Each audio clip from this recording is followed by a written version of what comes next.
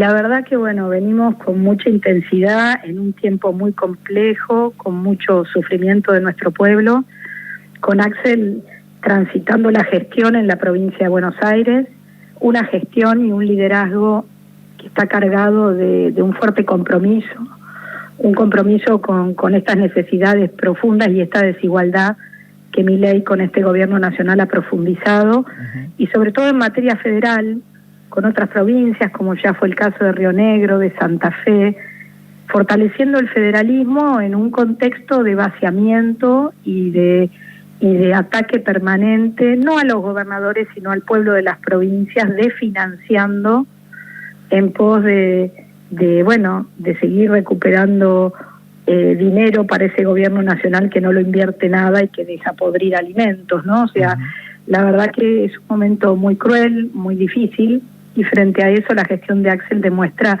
que se puede gobernar en beneficio de las mayorías y que puede hacerse un escudo frente a este ajuste tan brutal, ¿no? Ayer lo escuchamos al gobernador en La Pampa, en Santa Rosa, junto a Siloto, decir, bueno, el federalismo no es una opción, digamos, es algo que se tiene que respetar constitucionalmente. ¿Cómo ves, cómo analizás estos meses por delante, teniendo en cuenta, bueno, lo que está sucediendo a nivel nacional, ¿no? Sobre todo, digo, por un lado, la perspectiva del gobierno a nivel general, con lo que tiene que ver con su política económica, pero por otro lado lo político también, con un presidente que mira hacia afuera y hacia afuera a modo individual, a modo personal, pero no en representación de los intereses de la Argentina. Bueno, está muy claro que cuando, que es algo que Axel plantea, y ayer lo plantearon con el gobernador Sergio Siloto, el gobernador de La Pampa, que cuando el Estado Nacional deserta, cuando deja de cumplir sus funciones, cuando deja de cumplir la Constitución Nacional, que es lo que está pasando hoy con el gobierno de Milei, quizás el gobierno que hizo de la crueldad una política de Estado es el gobierno de Milei, ¿no? Tanto, digamos, el Fondo Monetario Internacional como el Banco Mundial, ya no vamos a decir la oposición que somos nosotros, dicen que estamos en una hiperrecesión, en una economía donde aumenta todo menos los salarios. En el conurbano el consumo cayó un 35% interanual en abril. Es decir, que la motosierra está pasando por encima de la industria, de la pyme. Hemos perdido 120.000 puestos de empleo formales en todo el país. Y esa recuperación en B de la que hablan no se está viendo en ningún lado. En provincia de Buenos Aires las automotrices frenaron la producción, a nivel nacional 15% de caída. Cuando ves, ayer estuve con Abel Furlan de la UON, cuando ves los procesos del sector metalúrgico, cuando ves la construcción, bueno, no hay un solo indicador que demuestre que esto, en estos últimos 6 meses, no haya sido, la verdad, una tragedia para el pueblo. Y ayer, con la aprobación de la ley bases y esta voluntad de meterse con una sola cámara a legislar sobre impuestos, que es un inédito, que por supuesto que no existe, está mal, bueno, va a hacer que esto se agrave. Sí. ¿Crees que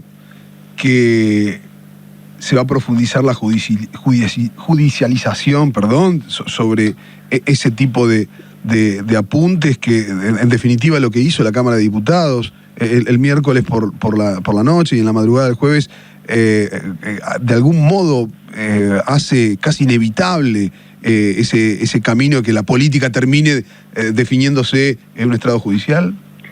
El gobernador Kicillof, en defensa de los 17 millones de bonaerenses que somos, ya judicializó los 6,3 billones es millones de millones, sí, que la provincia nos dejó de mandar en materia de educación, fondo de seguridad, las obras públicas paradas, que en la provincia son 1.000, del Estado Nacional 1.000 obras, y el fondo de transporte. O sea que la verdad que, digamos, nosotros judicializamos porque es el recurso que tenemos.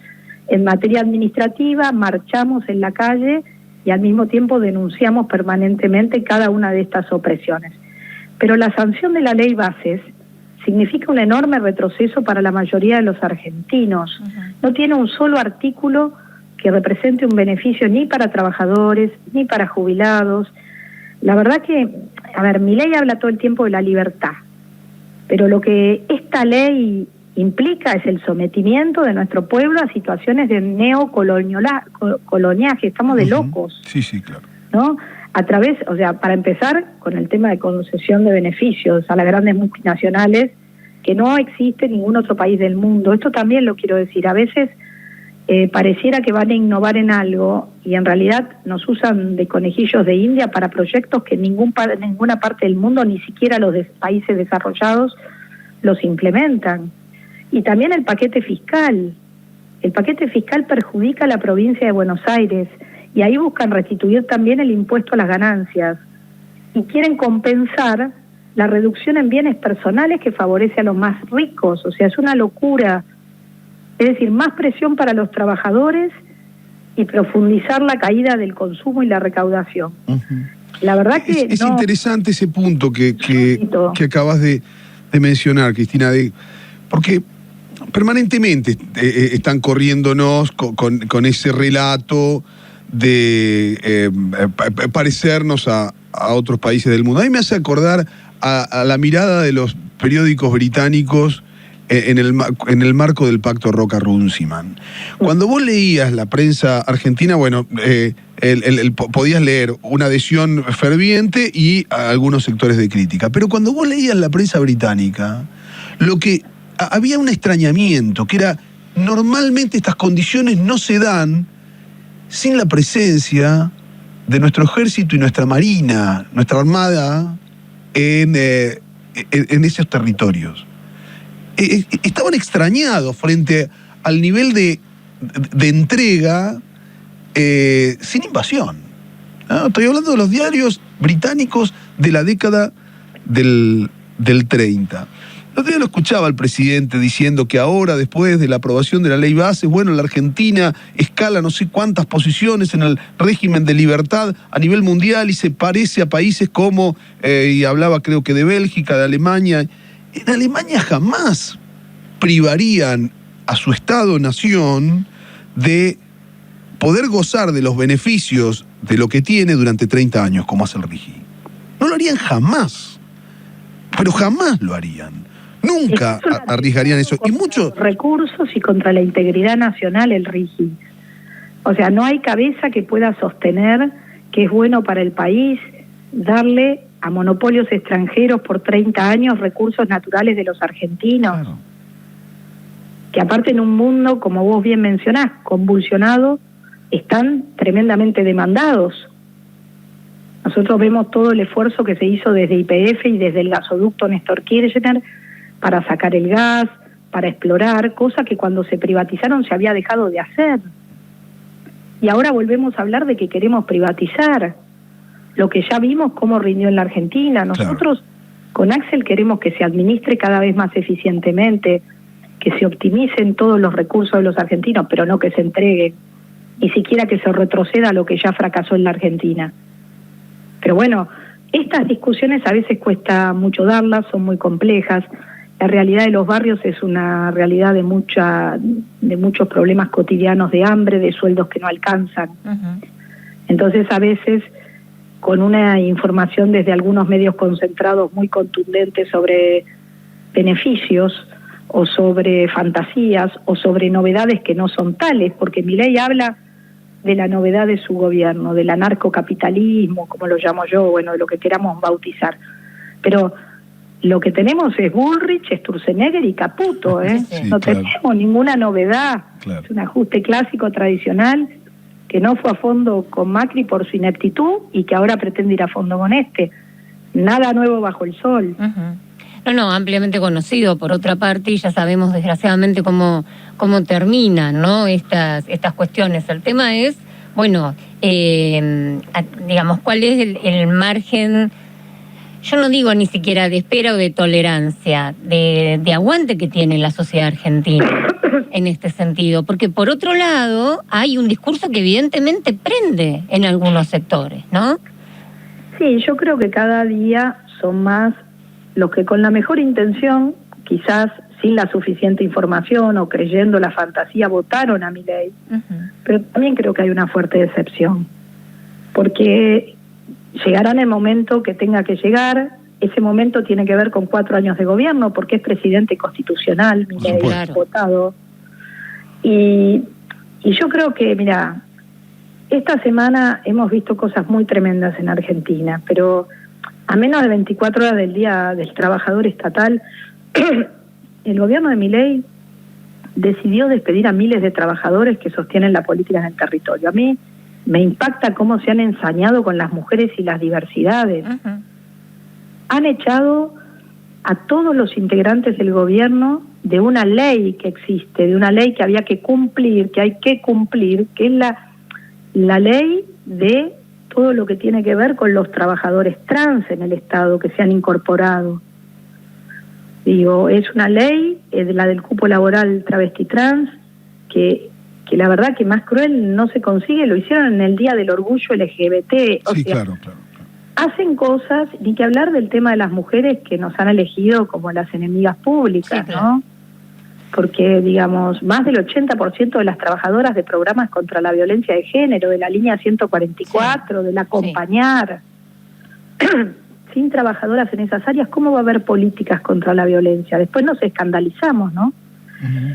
Pero la verdad que yo creo que Milei será recordado como el presidente más cruel de la historia. La verdad, es un gobierno muy perverso, pero nosotros vamos a resistir y a vencer. No hay otra. Si nos enseña algo Perón a 50 años de su partida, es que la organización, la lucha, las convicciones profundas y la ideología aplicada a políticas que le resuelvan la vida al pueblo dan resultado. Así que hay que perseverar, hay que explicar las cosas que suenan difíciles, porque uno en un barrio habla del RIGI, habla de la ley base, no entienden de qué estás hablando, porque la problemática tremenda es sostener el trabajo, los que van al comedor a buscar la comida porque no alcanza, o sea, la salud, o sea, al borrarse el Estado Nacional hace un daño en el tejido social del barrio impactante. Nosotros con Axel estamos trabajando todos los días en que esa quita que nos hizo el gobierno nacional no altere sostener las políticas de inclusión e igualdad básicas, ¿no? Uh-huh. Cristina, alimentos, medicamentos, educación, salud, seguridad. Lo que ha aparecido también es poner sobre la mesa alguna estrategia que estaba condenada, que en términos públicos estaba condenada de la política. No digo que no existiese, ¿no? En el Senado de la Nación mataron al senador Bordavere tratando de pegarle un tiro a Lisandro de la Torre. Y pasó esto hace muchas décadas, más de 80 años. A finales del siglo pasado pusieron a un asesor para hacer las veces de diputado para aprobar la privatización de gas del Estado, YPF.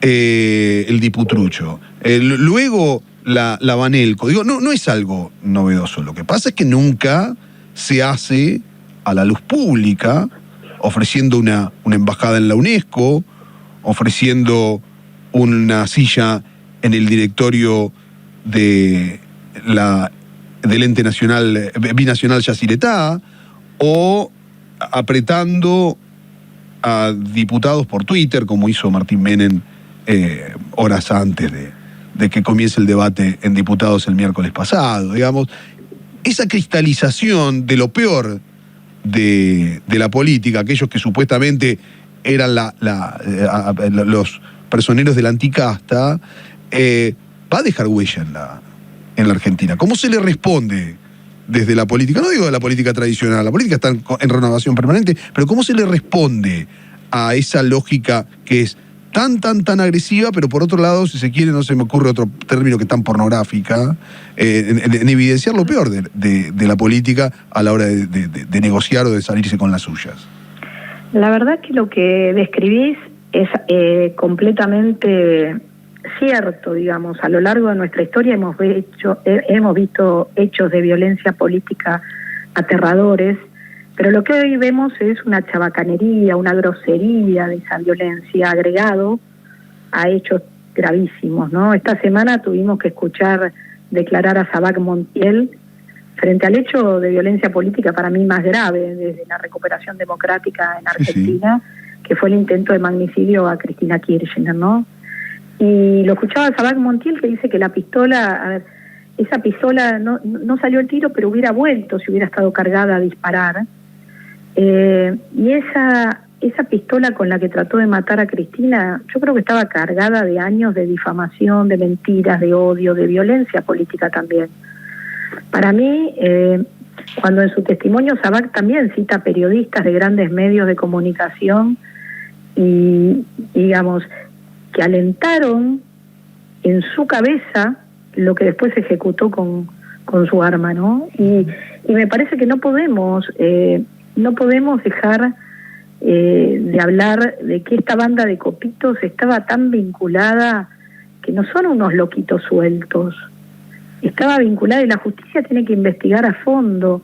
Yo creo en los poderes del Estado, en los 3 poderes que dice nuestra Constitución, y la justicia es uno, y tiene que ver qué organizaciones rodeaban y financiaban a Revolución Federal, como la familia Caputo. Tienen que ver, porque no puede ser que haya una periodista como Irina Hauser que investigue más que la justicia, en un libro que está publicado y todos podemos leer, ¿no?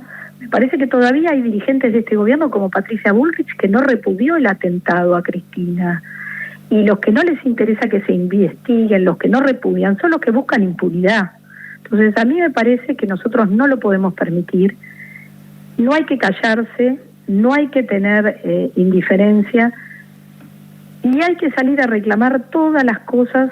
Y vimos hace muy pocas semanas cómo se llevaban a más de 20 cuadras presa a gente que no tenía nada que ver, en una marcha donde hubo infiltrados puestos por el mismo gobierno, porque nos quieren amedrentar, nos quieren asustar. Sí, Pero Argentina tiene una larga tradición de lucha y no vamos a cesar. Con detenidos que permanecen en esa condición, Cristina, todavía, 5 ¿no? personas. Porque hay 5 personas que permanecen, que son presos políticos, Sí, concretamente, claro. digo. Bueno, estas cosas que digamos que en nuestra región también vamos viendo, ¿no? El golpe de Estado de Bolivia con sus características, la preocupación del avance de las extremas derechas, la necesidad de la unificación de una América Latina fuerte en un mundo tan convulsionado, donde la Tercera Guerra Mundial es como un presente. Bueno, la verdad es que nosotros tenemos que tener una cabeza fría, hay que saber cómo sostener a lo largo de estos 4 años de gobierno de Milei que nos esperan todas las resistencias y todas la capacidad de unidad del campo popular y nacional para enfrentar esto. Yo creo que hoy los sindicatos, el bloque de legisladores nacionales, todos los colectivos de mujeres, diversidades, las universidades, los gobiernos provinciales como el de Axel Kicillof y como el de los compañeros gobernadores, resisten y articulan para frenar esto. Vamos a hacerlo cuando el pueblo argentino decida en las urnas cambiar este rumbo, pero mientras tanto vamos a defender lo que el mandato le dio a Axel en la provincia, que es cuidar a los 17 millones de bonaerenses, que es contra quien Milei ataca. Cristina, te agradecemos muchísimo este contacto. Te mandamos un fuerte abrazo. Muchísimas gracias. Hasta luego.